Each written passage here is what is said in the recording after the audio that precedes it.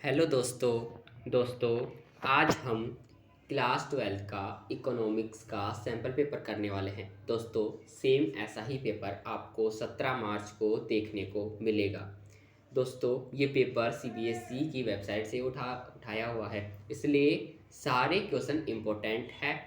इसके बाद अगर आप कहेंगे तो मैं सारे इकोनॉमिक्स के इम्पोर्टेंट टॉपिक्स छांट कर आपके लिए लाऊंगा। उसकी अगर वीडियो बनानी है तो आप कमेंट पे बता देना। आज हम इसमें पेपर सोल्व करने वाले हैं, 1 शॉर्ट वीडियो होगी। बिना टाइम गवाए हम अपने पेपर को स्टार्ट करते हैं। आपके पास जो समय रहेगा वो 3 घंटे का रहेगा। अधिकतम अंक 80 का है ये पेपर। इसमें सामान्य निर्देश आपको पढ़ने होते हैं। तो इसमें 2 खंड है, खंड ए और खंड ब। खंड ए में प्रारंभिक समष्टि अर्थशास्त्र जो मैक्रो है उससे 40 नंबर के क्वेश्चंस आएंगे, और जो खंड ब है भारतीय अर्थव्यवस्था का विकास, इससे भी 40 अंक आएंगे। यानी कि 2 पार्ट में विभाजित है। पहले आपको मैक्रो है, फिर इंडियन इकोनॉमी है।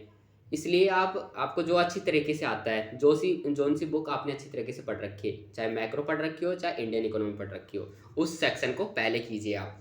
मान लीजिए सेक्शन बी आपको अच्छी तरह से आता है तो सेक्शन बी को आप बी के सारे क्वेश्चन कर लीजिए, फिर सेक्शन ए के कीजिए। इसमें 2 ही सेक्शन डिवाइडेड है। प्रश्नों के उत्तर प्रश्न के सामने दिए गए हैं। इस प्रश्न पत्र में केस आधारित जो केस स्टडी वाले होते हैं वो भी प्रश्न है।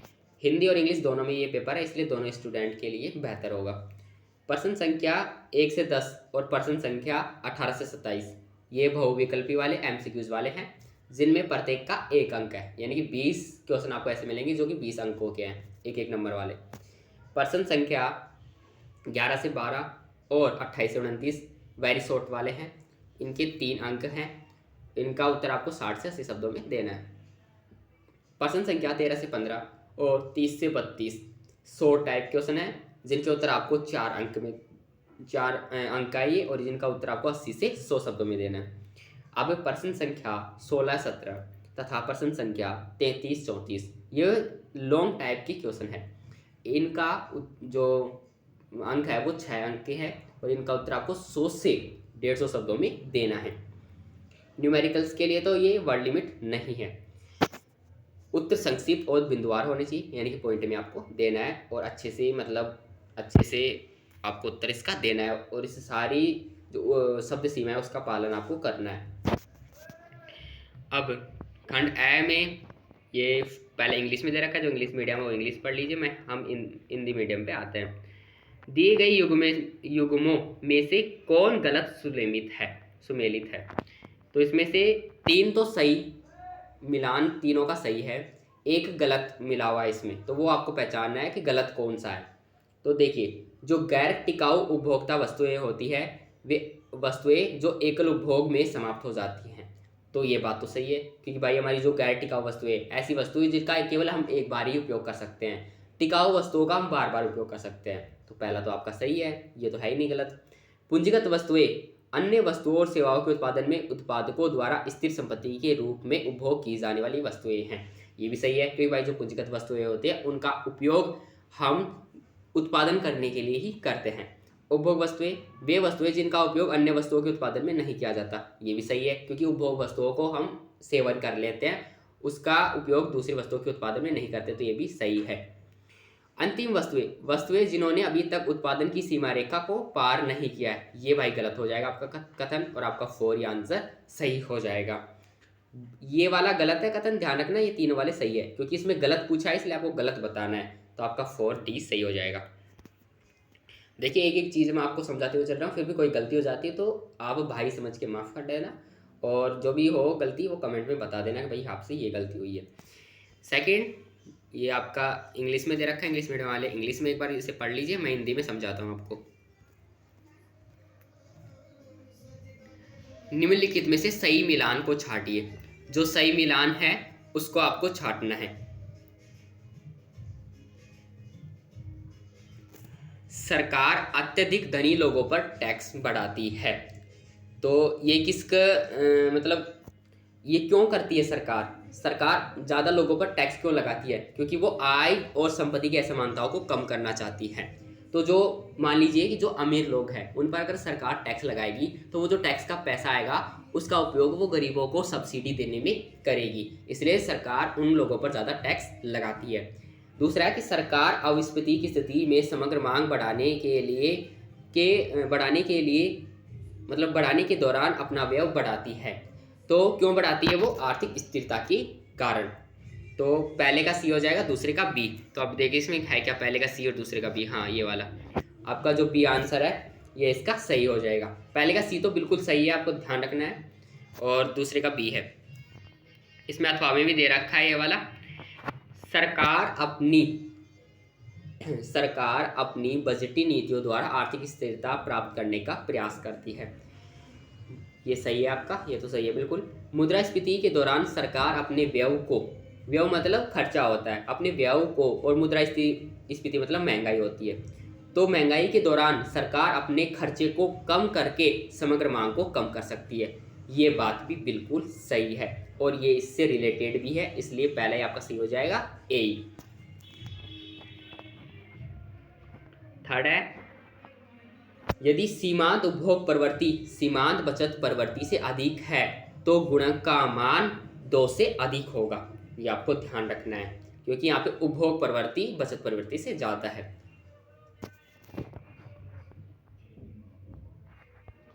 फोर्थ आपका, अर्थशास्त्र की शिक्षिका सुश्री निकिता शिक्षार्थियों के साथ निम्न अवधारणा पर चर्चा कर रही थी। क्या अवधारणा है? Make in India. Make in India यानी कि जो वस्तुएं हैं वो केवल भारत में बन रही है। इसके दौरान विदेशी मुद्रा की अभी ब्रैकेट है यहाँ पे, में वृद्धि का कारण बनेगा और इससे देश के वर्तमान भुगतान संतुलन की स्थिति में क्या होगा, ब्रैकेट। तो यहाँ पे यहाँ पे आ जाएगा पूर्ति में वृद्धि, पूर्ति आ जाएगा, और यहाँ पे सुधार। तो आपका जो ये वाला सी है ये आ जाएगा। पहले ब्रैकेट में तो पूर्ति आएगा, ध्यान रखना, सप्लाई, दूसरे में सुधार आएगा। ऐसा फिफ्थ ये वाला इंग्लिश में है, देख लीजिए। हम हिंदी में आते हैं, तो इसमें से आपको बताना है कि कॉलम 1 और कॉलम 2 से सही जोड़े की पहचान आपको करनी है। तो सही जोड़ा कौन सा है? खुले बाजार की क्रियाएं क्या इससे मिल रहा है? राजकोषीय नीति का घटक। तो देखिए जो खुले बाजार की क्रिया है, ओपन मार्केट ऑपरेशन, तो ये राजकोषीय नीति का घटक नहीं है, ये तो मॉनेटरी पॉलिसी यानी कि मौद्रिक नीति का घटक है। सीमांत आवश्यकता है क्या है? कुल बैंक जमाओं का न्यूनतम अनुपात जो उन्हें पास रखना पड़ता है, ये भी गलत है, दोनों गलत हो गए। बैंकों का बैंक, केंद्रीय बैंक का कार्य, आरक्षित आवश्यकता, प्रतिभूतियों की बिक्री और खरीद, तो यही हो जाएगा बैंकों का बैंक। केंद्रीय बैंक आता है यहाँ पे, ये आपका सी हो जाएगा। बैंकों का बैंक, केंद्रीय बैंक का कार्य, हाँ ये सही हो जाएगा आपका थर्ड वाला।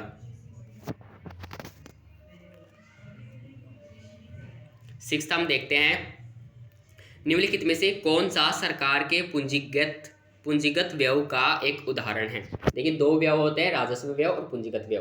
पूंजीगत व्यय के बारे में इसमें पूछा है, तो भूमि, भवन, मशीनरी और उपकरण की खरीद पर व्यय, बिल्कुल सही है। शेयरों में निवेश, ये भी सही है। केंद्र सरकार द्वारा राज्य और केंद्र शासित प्रदेश सरकारों, पीएसयूज वो कंपनी होती है जो सरकार के अंडर में आती हैं। पब्लिक पीएसयू होती है,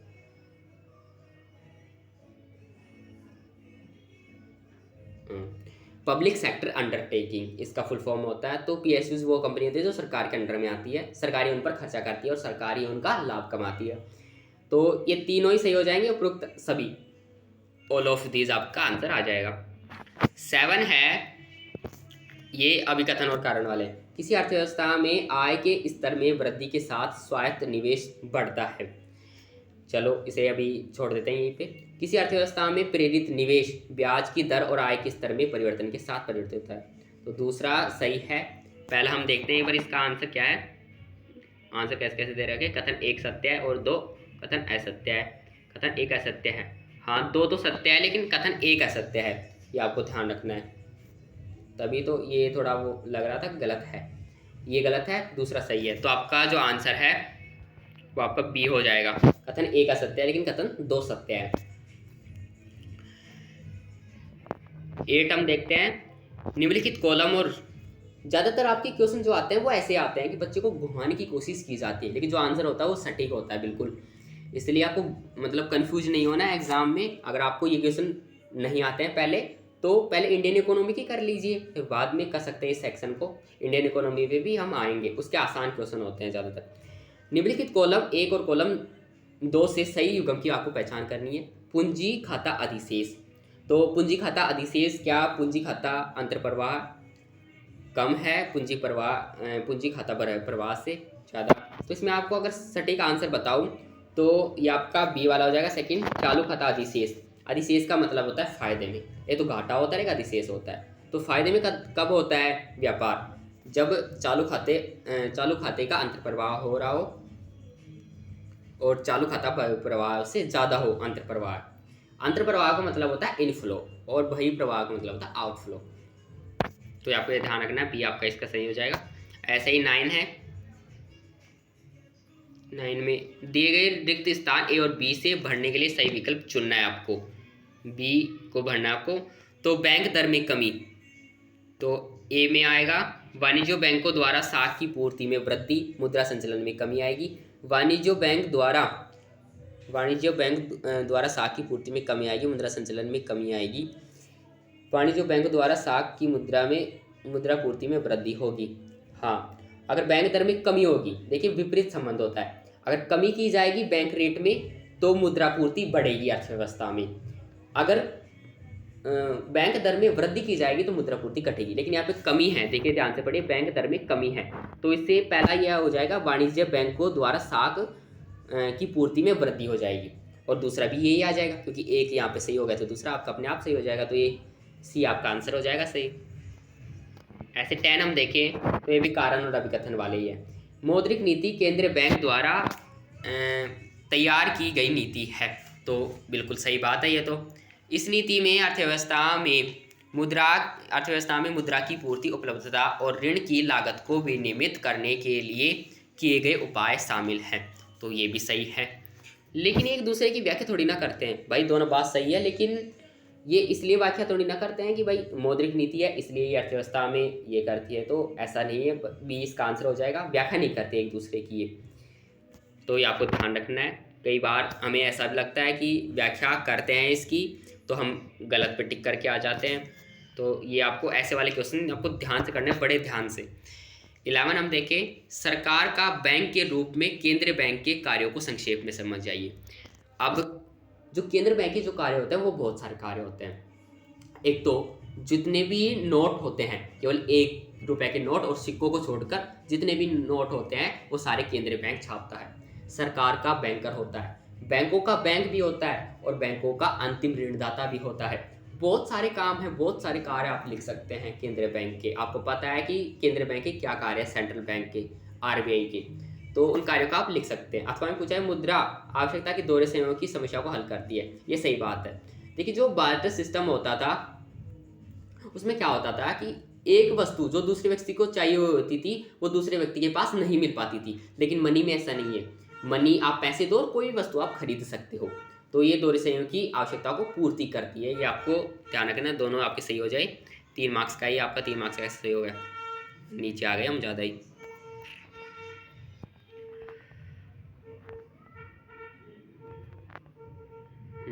ये 11 आपका हो गया। 12 हम देखें, 12 में आपको एक केस स्टडी दे रखी है कोरोना वायरस के ऊपर। वित्तीय वर्ष 2021 की पहली तिमाही के दौरान कोरोना वायरस, हमें इतना ये थोड़ा है, चलो इसे आप पढ़ लेना एक बार।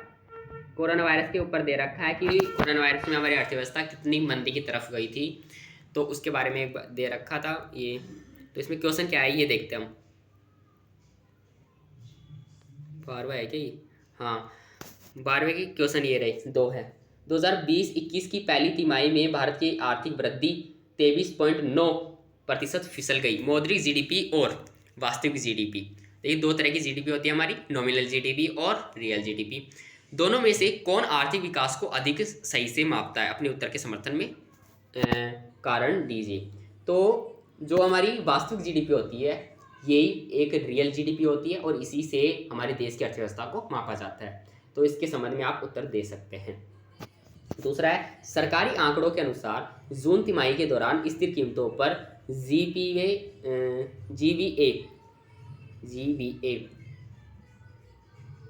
जीबी है, जीडीपी है या जीबीए? हाँ, जीबी हो सकता है, जीबीए, जीबीए, जीबीए भी जीडीपी का ही रूप होता है एक। तो यहाँ पे जीबीए है, इसलिए कंफ्यूज मत होना, ये भी जीडीपी है। 22.8% घट गया। इसका देश के लोगों के कल्याण पर क्या प्रभाव पड़ेगा? तो इसके में आपको बताना है कि अगर हमारी जीडीपी घट रही है तो जो वस्तुएं हैं वो धीरे धीरे अर्थव्यवस्था में महंगी होने लग जाएंगी, और फिर सरकार वापस जीडीपी को उसी स्थिति में लाने के लिए सरकार जो गरीबों को राशन बांट रहे हैं फ्री में, तो इसको थोड़ा कम करेगी। तो इसका आंसर आपको इसी में मिल जाएगा। क्या होगा, एक बार इसे पढ़ लेंगे ना आप तो आपको ये समझ में आ जाएगा। तो ये केस स्टडी वाले आपको करने हैं खुद से, एक बार इनको देख लेना। 13 हम देखें तो 13 आपका एक न्यूमेरिकल है। एक अर्थव्यवस्था में स्वायत्त उपभोग, जो ऑटोनोमस आपका इन्वेस्टमेंट होता है। देखिए, जो ऑटोनोमस इन्वेस्टमेंट होती है वो केवल सरकार करती है, आपको ध्यान रखना है। ये 360 आपको दे रखा है। और सीमांत बचत प्रवृत्ति MPC, वो MPS है यहाँ पे, MPS, सॉरी एक मिनट, MPS आपको 0.3 दे रखी है। यदि आय का संतुलन स्तर आय का संतुलन स्तर 1400 करोड़ है तो स्वायत्त उपभोग आपको ज्ञात करना है। तो बिल्कुल आप ऐसे लिख लीजिए पहले कि आय कितना है 360, MPS कितना है, ऊपर से स्टार्ट करना पड़ेगा मुझे। हाँ, आय कितना है 360 है, MPS कितना है, ये MPS है, ध्यान रखना है। ऐसे ही थोड़ी ऐसी जगह नहीं है इसलिए ऐसे हो रहा है। ये 0.3 है। फिर आगे आपको Y देख लेनी है, Y कितनी है, इनकम 1400 है। तो वो आपका फॉर्मूला लगाना है आपको, Y = C + MPC × Y। तो ये वाला फॉर्मूला लगा के आपको वैल्यू पुट कर दीजिए, आपका आंसर बिल्कुल सीधा आ जाएगा। जो फाइनल आपको आंसर मैं आपको बता देता हूँ 60 आ रहा है। तो ये अभी इन सभी के आंसर आपको नीचे दिखा दूंगा मैं सारे, तो उस तरीके से एक बार आप इसे देख लेना और इसे सोल्व करके देखना। ऐसे 14 पे हम चलते हैं।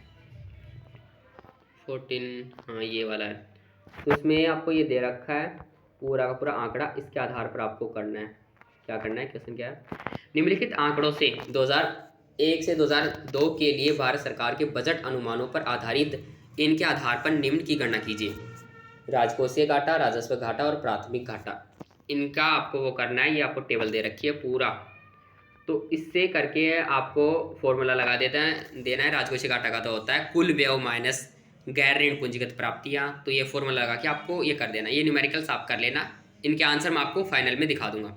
हम 15 पे आते हैं सीधा। मुक्त बाजार में विदेशी विनिमय दर कैसे निर्धारित की जाती है, आरेख द्वारा स्पष्ट कीजिए। तो देखिए, जो मुक्त बाजार होता है ये आपके फॉरेन एक्सचेंज से है। तो जो ओपन मार्केट होता है उसमें विदेशी विनिमय दर, नम्य विनिमय दर होती है, उसके द्वारा ये निर्धारित की जाती है। तो इसमें ये मांग और सप्लाई को देख के किया जाता है कि जैसे जैसे वस्तु की सप्लाई बढ़ती जाती है वैसे ही किसी वस्तु मतलब जो करेंसी है उसकी कीमत को भी बढ़ा दिया जाता है। तो एक सप्लाई का आपको वो बनाना है, कर्व, सप्लाई का कर्व बनाना है आपको ऐसे 95 डिग्री। एक मिनट में बता देता हूँ आपको, बिल्कुल ऐसे 95 डिग्री का आपको बनाना है। इधर y-अक्ष और इधर x-अक्ष दे देना। तो ऐसा कर्व बना के आपको समझाना स्पष्ट तरीके से।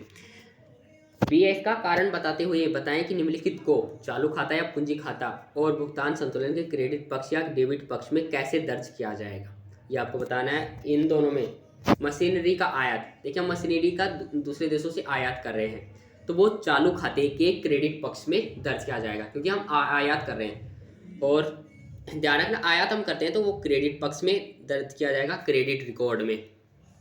अगर निर्यात वो वापस दे रहे हैं किसी दूसरे देश को तो वो डेबिट में आएगा, कि आपको ध्यान रखना है। ऐसे भी है विदेश से निवेश, विदेश में निवेश आना चाहिए। यहाँ पे विदेश में अगर हम निवेश कर रहे हैं तो हम वहाँ पे डेबिट कर रहे हैं, अपना निवेश कर रहे हैं, लेकिन अपने लाभ कमाने के लिए निवेश कर रहे हैं वहाँ पर, तो ये पूंजीगत खाते के डेबिट पक्ष में आ जाएगा। तो ऐसे भी क्वेश्चन आपके आते हैं, तो इनकी एक बार प्रैक्टिस कीजिए।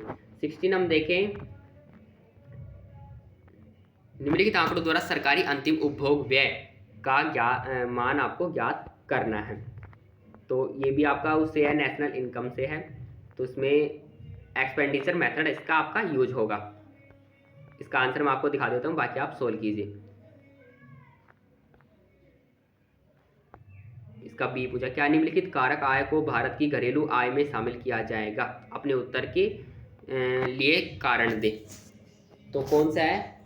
फर्स्ट है कि जापान में स्थित भारतीय दूतावास में कार्यरत जापान के निवासी कर्मचारियों को क्षतिपूर्ति। तो ये नहीं किया जाएगा क्योंकि वो जापान के हैं वहाँ पर कर्मचारी। भारत में विदेशी बैंक की एक शाखा द्वारा अर्जित लाभ। तो भारत में जो विदेशी बैंक की शाखा है वो तो बाहर ही जाएगी, तो ये भी नहीं किया जाएगा। ये भी आपको ध्यान रखना है, दोनों ही नहीं किए जाएंगे। अब 17 हम देखें तो 17 ये आपको एक डायग्राम दे रखा है, उसके आधार पर आपको बताना है। तो छायांकित स्थिति में होने पर क्या अर्थव्यवस्था संतुलन में है? तो अर्थव्यवस्था संतुलन में नहीं है क्योंकि यहाँ पर डिसबैलेंस है। ये आपका इक्विलिब्रियम है और यहाँ पर मतलब अर्थव्यवस्था संतुलन में नहीं है, आपको बता देनी है, साफ साफ मना कर देना क्यों नहीं है, ये भी इसका आपको रीजन बता देना है। क्योंकि यहाँ पर जो एग्रीगेट डिमांड है वो एग्रीगेट सप्लाई से ज़्यादा है, इसलिए यहाँ पर रोजगार की स्थिति नहीं है। रोजगार की स्थिति कहाँ पर है? ई पॉइंट पर है। यहाँ पर एग्रीगेट सप्लाई और एग्रीगेट डिमांड दोनों बराबर है और यहाँ पर अर्थव्यवस्था पूर्ण रोजगार में है। अगर इससे पहले होंगी तो इसका मतलब है अधिमांग है, इससे इधर होंगी तो इसका मतलब है अधिस्फूर्ति है। तो ये आपको ध्यान रखना है। दूसरा है कि अर्थव्यवस्था की छायांकित हिस्से को क्या स्थिति है? तो ये भी आपको बता देना है कि यहाँ पर जो एग्रीगेट डिमांड है वो एग्रीगेट सप्लाई से ज़्यादा है। इस स्थिति को ठीक करने के लिए समायोजन तंत्र लिखिए। देखिए, इस स्थिति को ठीक करने के लिए आपको सप्लाई बढ़ानी होगी। उस बिंदु का नाम बताइए जहाँ अर्थव्यवस्था संतुलन में है। तो इक्विलिब्रियम, ये आपको बता देना है। अब भारतीय अर्थव्यवस्था का विकास आपका खंड बी आ गया है। दोस्तों थोड़ा जल्दी इसलिए करा रहा हूँ क्योंकि अगर मैं थोड़ा इससे लेट कराऊँ तो आप वीडियो ज़्यादा लंबी हो जाएगी और ज़्यादा वीडियो लंबी फिर आप देखोगे नहीं, इस वजह से। 18 हम देखें इसका, तो भारतीय अर्थव्यवस्था के संदर्भ में निम्नलिखित घटनाओं को कालानुक्रमिक क्रम में व्यवस्थित कीजिए। देखिए उल्टे सुल्टे लगे हैं, इसलिए आपको काल क्रम में व्यवस्थित करना है। तो हरित क्रांति के दूसरे चरण का प्रारंभ कब हुआ था? दूसरे चरण का प्रारंभ तो 1975 में हुआ था, पहले चरण का 1965 में हो गया था। 2 चरण में हरित क्रांति आई थी, आपको ध्यान रखना है। 1965 से 1975 पहला चरण, 1975 से 1985 दूसरा चरण। तो इसका 1975 हो गया। ग्रामीण विकास को प्रोत्साहित करने के लिए करवी समिति की स्थापना ये 1955 में हुई थी, आपको ध्यान रखना है। योजना आयोग की स्थापना ये 1950 में हो गई थी। नई आर्थिक नीति की शुरुआत ये तो 1991 में हुई थी। अब हमारी तरीके से हम देखें तो सबसे पहले योजना आयोग आ जाएगा फर्स्ट नंबर पे, ये योजना आयोग है, ये ध्यान रखना। और ये करवे समिति की दूसरे नंबर पे आ जाएगा आपका। तीसरे नंबर पे आपका हरित क्रांति का आ जाएगा और फोर्थ नंबर पे आपका ये आ जाएगा आर्थिक नीति। तो अब आपको देखना है कि जो थर्ड है वो फर्स्ट हो जाएगा, थर्ड आपका फर्स्ट हो गया, सेकंड आपका ये वाला आ जाएगा आपका आंसर सही। तो देखिए सीधा आपके सारे क्वेश्चन आपको ऐसे सोल्व करके बताए हैं, ऐसे ही आपको एग्जाम में करना है। पहले सन देख लीजिए आप, जिस भी उसका आपको सन पता है। मान लीजिए इनमें से आपको 3 का सन पता था, 1 का नहीं पता था, तो फिर भी आपको अंदाज़ा लग जाता आपको ये देख के। तो सबसे पहले आप सन नोट कर लीजिए सबके आगे। ऐसे हम 19 देखें तो एक केस स्टडी दे रखी है आपके सामने। तो इसमें हमें क्या बताना है, क्वेश्चन कहाँ गया? हाँ ये तो इंग्लिश का है, चलो हिंदी में चलते हैं। नीचे दी गई जानकारी के आधार पर निम्नलिखित प्रश्न का उत्तर दें। मुर्गी पालन का हिस्सा मवेशियों और जानवरों के झुंड के योग से मवेशी पाल ये 22% है, मवेशी और भैंसे का। तो आपका ये 22 आ जाएगा डी वाला। ऐसे क्वेश्चन आपके आ जाते हैं केस स्टडी वाले। अब ऐसे ही हम 20वां देखें। यदि किसी कंपनी में नए कंप्यूटर लगाए जा रहे हैं और कुछ कर्मचारियों को कंप्यूटर ज्ञान की कमी के कारण नौकरी से निकाल दिया जाता है तो इसे किस प्रकार की बेरोजगारी कहा जाएगा? तो इसे संरचनात्मक बेरोजगारी कहा जाएगा। आपकी बेरोजगारी भी 3 प्रकार की होती है। एक तो हिडन जो बेरोजगारी होती है, जिसे छिपी हुई बेरोजगारी भी कहते हैं, प्रछन्न बेरोजगारी और संरचनात्मक बेरोजगारी। अगर आपको इनके बारे में नहीं पता है तो जो रोजगार वाला चैप्टर मैंने करवा रखा है उससे जाइए, सारे जो प्लेलिस्ट है वो डिस्क्रिप्शन में आपको मिल जाएगा। 21 हम देखें तो भारत सरकार ने ब्रैकेट वर्ष के आयु वर्ग के सभी बच्चों के लिए मुफ्त शिक्षा को मौलिक अधिकार बनाने के लिए शिक्षा का अधिकार नियम बनाया था। देखिए जो शिक्षा का अधिकार नियम था ये भी पूछा जाता है कब आया था, जो 2009 में आया था। इसमें हमें जो 6 से 14 वर्ष के जो बच्चे थे इनको ज़रूरी शिक्षा दिलाई जाए, ऐसा ये नियम था। ये 2009 में आया था, आपको ध्यान रखना है, ये भी पूछ लिया जाता है, प्री बोर्ड में ये पूछा गया था। 22 हम देखें तो ये कथन और कथन, दो कथन है यहाँ पे। मानव पूंजी न केवल उसके स्वामी को बल्कि सामान्य रूप से समाज को भी लाभान्वित करती है। बिल्कुल सही है भाई। और मानव पूंजी और मानव विकास का एक समान अर्थ है, ये थोड़ा सा गलत हो जाएगा। देखिए मानव पूंजी एक छोटी अवधारणा है, लेकिन मानव विकास एक बड़ा अवधारणा है। जरूरी नहीं कि मानव पूंजी से मानव विकास हो, तो ये चीज़ आपको ध्यान रखनी है। मानव पूंजी और मानव विकास एक नहीं है, दोनों में बहुत बड़ा अंतर है। तो पहला तो सही है लेकिन दूसरा आपका असत्य है। 23 हम देखें तो क्या दे रखा है, निम्नलिखित में से कौन से कथन उदारीकरण की दिशा में सरकार द्वारा उठाए गए कदमों की सही प्रतिनिधित्व करते हैं। सरकार ने एलपीजी लाया था, आपको पता है, उसमें से एक लिबरलाइजेशन उदारीकरण भी है, ये भी आपको ध्यान रखना है। आपको दिमाग में आना चाहिए कि उदारीकरण की बात की जा रही है तो कहाँ से उठाया गया होगा ये क्वेश्चन। आयात को हतोत्साहित करने और घरेलू वस्तुओं और सेवाओं के उपभोग को बढ़ावा देने के लिए उच्च प्रशुल्क लगाना, तो ये आपका अभी यहाँ तक छोड़ देते हैं हम, ये सही है नहीं है, दूसरे पढ़ते हैं। विदेशी मुद्रा के अंतर्प्रवाह को प्रोत्साहित करने के लिए रुपये का अवमूल्यन, तो ये तो बिल्कुल सही है। हमने अपने मूल्य, अपने करेंसी का अवमूल्यन किया था कि हमारे यहाँ पर ज़्यादा फैक्ट्री आए और यहाँ से ज़्यादा वस्तुओं का प्रोडक्शन हो और वो बाहर में मतलब विदेशों में ज़्यादा जाए, तो ये तो दूसरा तो आपको सही हो जाएगा। क्यों? निजी बैंकों को आरबीआई के प्रतिबंधों से स्वतंत्र निर्णय लेने की अनुमति, ये भी सही है। तो क्यों और आर, चलो आपके दो तो सही हो गए। और ये देखते हैं, विनिर्माण उद्योग को बढ़ावा देने के लिए इन वस्तुओं के बढ़ते उपभोग का समर्थन करने के लिए कुछ औद्योगिक वस्तुओं की कीमतें तय करना, तो ये तो गलत हो जाएगा आपका। तो आपका जो सही हो रहा है वो केवल क्यू और आर है, क्यू और आर सही है आपका, पी और एस गलत है, ये आपको ध्यान रखना है। ये बहुत घुमा के दिए जाते हैं क्वेश्चन इकोनॉमिक्स में, ये आपको ध्यान रखना है, इसलिए इकोनॉमिक्स रटी नहीं जाती, बहुत अच्छी तरीके से समझी जाती है। अब अथवा में ऐसा आपका दे रखा है, अथवा में क्या है कि ब्रिटिश शासन के दौरान भारत ने संपदा की एक बड़ी निकासी देखी थी। सही बात है भाई, हमारे यहाँ से जो पूंजी थी वो विदेशों में ले जा रहे थे अंग्रेज, यहाँ के कच्चे माल को, यहाँ के उद्योगों को सबको नष्ट कर दिया था। कच्चे माल को ले जाके पक्का तैयार हुआ माल यहाँ पर बेचते थे, ये आपने पढ़ा है फर्स्ट चैप्टर में इंडियन इकोनॉमी में। भारत ने इस अवधि के दौरान एक बड़ा निर्यात अधिशेष उत्पन्न किया, ये भी सही है, लेकिन ये दूसरा एक दोनों से मतलब कनेक्ट नहीं है, व्याख्या नहीं करते हैं, इसलिए आपका बी सही हो जाएगा। 24 हम देखें तो ये 5 ईयर प्लान के बारे में देकर रखा है। हाँ, इसको भी आपको वैसे ही डेट वाइज सही स्थिति में लगाना है, उल्टे सुल्टे दी गई। चीन जनवादी गणराज्य की स्थापना, तो ये 1949 में हुई थी, ये एक आपका हिस्ट्री का पॉलिटिकल का भी क्वेश्चन है। पाकिस्तान का निर्माण, तो पाकिस्तान भारत से अलग हुआ था, जब हुआ था तो 1947 से ले लेते हैं हम। भारत की पहली पंचवटी ये 1951 में हुई थी। चीन की पहली पंचवटी ये 1953 में हुई थी।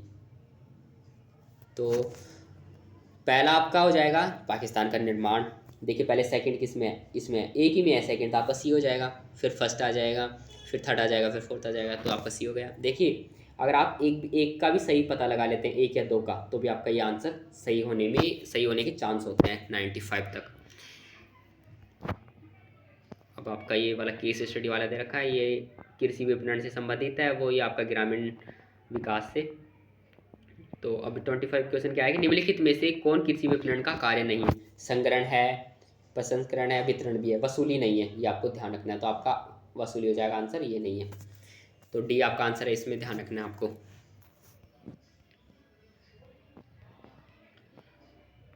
निम्नलिखित कथनों को ध्यान से पढ़ें और नीचे दिए गए विकल्पों में से सही विकल्प का आपको चयन करना है। अधिकांश कृषि उपज ग्राम व्यापारियों के पास जाती है, तो क्या ये सही है? चलो अभी देखते हैं आगे।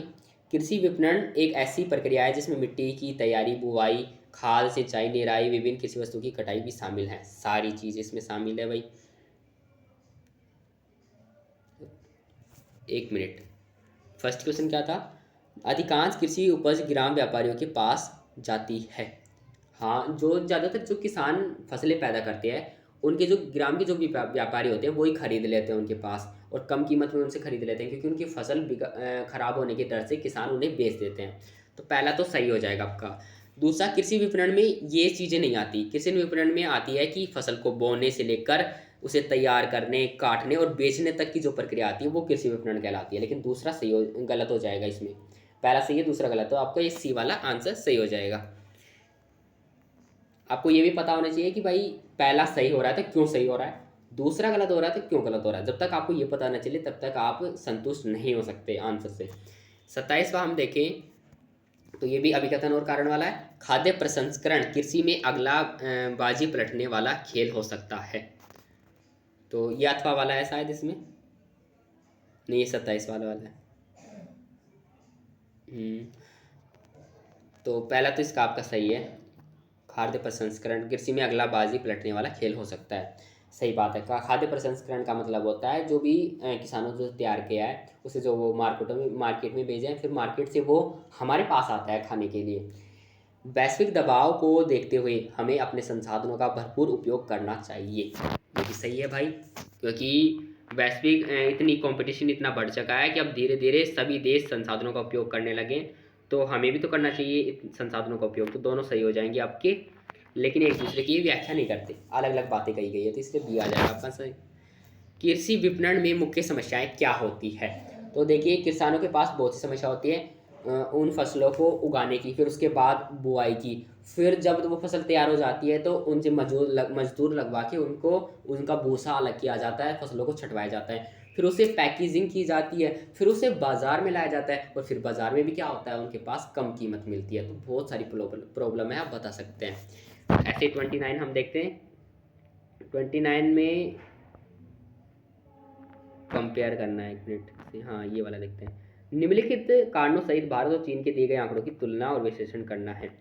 तो ये एक कंपैरिजन वाला ज़रूर आएगा, भारत, चीन, पाकिस्तान इसमें से आ सकता है। तो ये जनसंख्या की वृद्धि दे रखी है। भारत में 2015 की देखें तो 1.2% थी, और लिंग अनुपात प्रति 1000 पुरुषों पर 929 है। तो आपको बता देना है कि जो भारत की स्थिति है वो चीन से खराब है, चीन की स्थिति भारत से बेहतर है। तो 2-3 पॉइंट है इसमें, आप लिख सकते हैं कैसे भी करके। अथवा भी इसमें दे रखा है, भारत, चीन और पाकिस्तान की विकास रणनीति में कई समानताएं हैं। कई समानताएं इसलिए है कि तीनों ने योजना आयोग बनाया और तीनों ने पंचवर्षीय योजनाओं का रास्ता चुना। भारत और पाकिस्तान ने तो मिश्रित अर्थव्यवस्थाएँ अपनाई, चीन ने तो वो कमांड अर्थव्यवस्था अपनाई थी, जो समाजवादी अर्थव्यवस्था है वो। लेकिन तीनों अर्थव्यवस्थाओं ने ही अपने मतलब देश में आर्थिक सुधार लागू किए, वो अलग अलग तिथि पे किए थे। चीन ने 1978 में किए थे, पाकिस्तान ने 1988 में, और भारत ने 1991 में। तो कई समानताएं थी भारत और चीन के बीच में। 4-5 पॉइंट आप लिख दीजिए इसमें। 30 हम देखें, नौकरी के दौरान प्रशिक्षण पर खर्च करने के महत्व पर एक संक्षिप्त विवरण दीजिए। देखिए, हम पढ़ते सभी हैं, लेकिन पढ़ने के साथ साथ क्या हम स्किल्स भी सीखते हैं, कोई काम करने का तरीका भी सीखते हैं? नहीं सीखते ना। सरकार इसी पे इन्वेस्ट करने की सोच रही है कि क्यों ना बच्चों को पढ़ने के साथ साथ, जैसे आपका एएमसी कार्यक्रम है, तो वो इसलिए है कि पढ़ने के साथ साथ बच्चे कुछ सीखें, अपना पेट भरने के लिए सीखें, क्योंकि वो पढ़ किस रहे हैं, वो कमाने के लिए पढ़ रहे हैं। इसलिए, क्योंकि आपको केवल डिग्री से काम नहीं मिलेगा, काम आपको मिलेगा आपकी स्किल्स से, इसलिए आपको प्रशिक्षण देना एक बहुत ही महत्वपूर्ण वो बन जाता है, तथ्य है सरकार के लिए भी ये। तो इस पर आप लिख सकते हैं, बहुत ही इंपॉर्टेंट क्वेश्चन है। 31 हम देखें, सॉरी एक मिनट, ये कहाँ गया,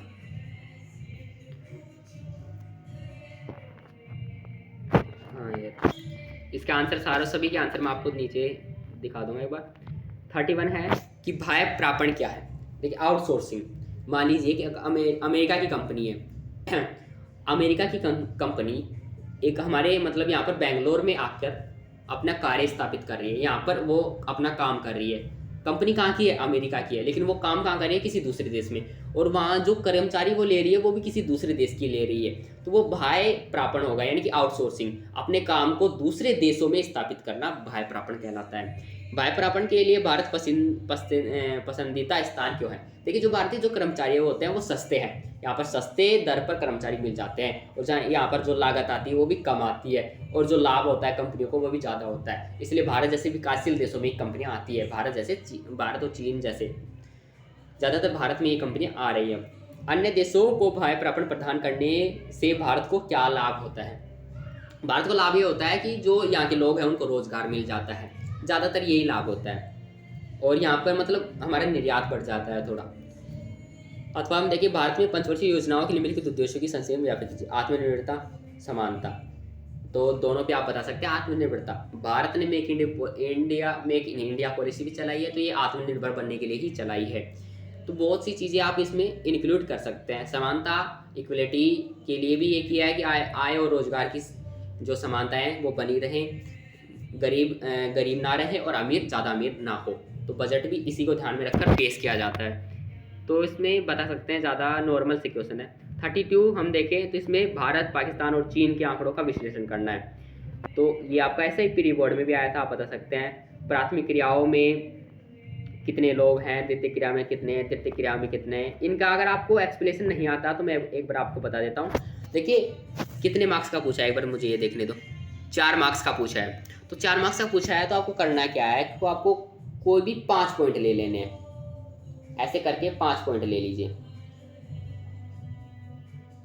अब एक एक पॉइंट में लिखिए कि स्वास्थ्य सेवाओं, मतलब जैसे दे रखा हो, स्वास्थ्य सेवाओं में चाइना आगे है, भारत उससे कम है, पाकिस्तान और भी कम है। अब उसका कारण बताइए क्यों? क्योंकि जो चीन है उसमें स्वास्थ्य सेवाएं बेहतर हैं, भारत में थोड़ी ख़राब है, चीन में उससे भी ज़्यादा ख़राब है। ऐसा पॉइंट आप ये लिख दीजिए, पूरा मार्क्स मिलेगा, कोई मार्क्स नहीं काटेंगे, मैं आपको बता रहा हूँ। दूसरे में आप बता सकते हैं ऐसे ही कि शिक्षा में चाइना आगे है, भारत पिछड़ा हुआ है और पाकिस्तान और भी पिछड़ा हुआ है। गरीबी में चाइना कम पिछड़ा हुआ है, पाकिस्तान सबसे ज़्यादा पिछड़ा हुआ है और भारत चीन से कम है, लेकिन पाकिस्तान से मतलब गरीबी इतनी नहीं है भारत में जितनी पाकिस्तान में है। तो ये भी आपको बता देना है पॉइंट, ऐसे ऐसे मतलब अलग अलग उस पर बताना है बिंदु पे। तो इसमें प्राथमिक द्वितीय क्रियाओं पे बता रखा है, तो ये बता दें कि चाइना में प्राथमिक क्रियाओं में इतने लोग संलग्न हैं, भारत में इससे ज़्यादा हैं और पाकिस्तान में और भी कम है। आंकड़ों के अनुसार आपको बताना है। ऐसे पॉइंट लिख के बता दीजिए, आप इनको छोड़ के मत आया करिए। 33 ये आपका केस स्टडी वाला दे रखा है। ये किससे संबंधित है, एक बार चलो यहाँ पे देख लेते हैं हम। हाँ, ये ओजोन जो हमारी लेयर होती है, जो ओजोन लेयर है वो किससे रक्षा करती है? वो सूर्य से आने वाली यूवी रेज, अल्ट्रावायलेट रेज, जो पराबैंगनी किरणें होते हैं उनसे रक्षा करती है, ताकि वो पृथ्वी पर सीधी ना पड़े। क्योंकि यहाँ के जो इंसान है उन पर त्वचा कैंसर हो जाता है ओजोन में क्षति से। तो इसके आधार पर क्वेश्चन आपको बताना है कि यह चित्र किस पर्यावरण समस्या को दर्शाता है। तो ये ओजोन परत की हानि को दर्शाता है, आपको बता देना है पूरा लिख के अच्छी तरीके से। इस समस्या के लिए उत्तरदायी रासायनिक पदार्थों के नाम लिखिए। तो क्लोरोफ्लोरोकार्बन हो गया, कार्बन मोनोऑक्साइड हो गया और कार्बन डाइऑक्साइड C2 हो गया। ग्रीन हाउस गैसेज, बहुत सी गैसेज हैं जो इसके हानिकारक इसको पहुँचा रही है। इस समस्या के हानिकारक प्रभाव क्या है? तो वो बता दीजिए कि इसके हमारे मतलब त्वचा का कैंसर होगा और बहुत सी त्वचा संबंधी रोग हो जाएंगे। 34 है कि लघु उद्योग के क्या लाभ हैं, जो छोटे होते हैं आपके कुटीर उद्योग। तो देखिए स्थानीय कच्चे माल पर निर्भर करते हैं, ज़्यादा लोगों को रोजगार प्रदान करते हैं, कम पूंजी की आवश्यकता होती है, कई लाभ आप बता सकते हैं। अंग्रेजों का अभिष्ट औद्योगिक संरचना की अपनी नीतियों के माध्यम से कुछ उद्देश्यों का प्राप्त करना, दी गत कथन की व्याख्या कीजिए। तो ये भी आप बता सकते हैं। सारे ही जिनके इनका आंसर है, ये सारे आंसर आपको दे रखे हैं। ऐसे कैसे मैं स्लाइड चलाते जाता हूँ, आप जूम करके एक बार देख लेना इनको, सारे आंसर है। ये थोड़े इसमें डीप लिखे हुए हैं, मैंने हो सकता है आपको वैसे कम बताया क्योंकि ज़्यादा टाइम नहीं देना चाहता था मैं इस वीडियो में, आपको केवल सॉल्यूशन बताना चाहता था। और अगर आप कोई गलती हुई है तो आप कमेंट में बता सकते हैं। ऐसी ही वीडियो देखने के लिए वीडियो को लाइक कीजिए, चैनल को सब्सक्राइब कीजिए, नोटिफिकेशन को ऑल पे टिक कर लीजिए। पॉलिटिकल की जो वीडियो आएगी उसकी नोटिफिकेशन सबसे पहले आपके पास आ जाएगी। तो सारे आंसर इसके हैं, ये इंडियन इकोनॉमी के हैं। तो दोस्तों हाँ,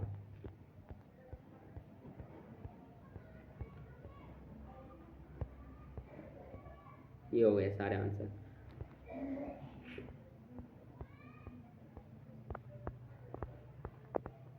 तो दोस्तों मिलते हैं नेक्स्ट वीडियो में, तब तक के लिए बाय, धन्यवाद और अपना प्यार ऐसे ही बनाए रखिए।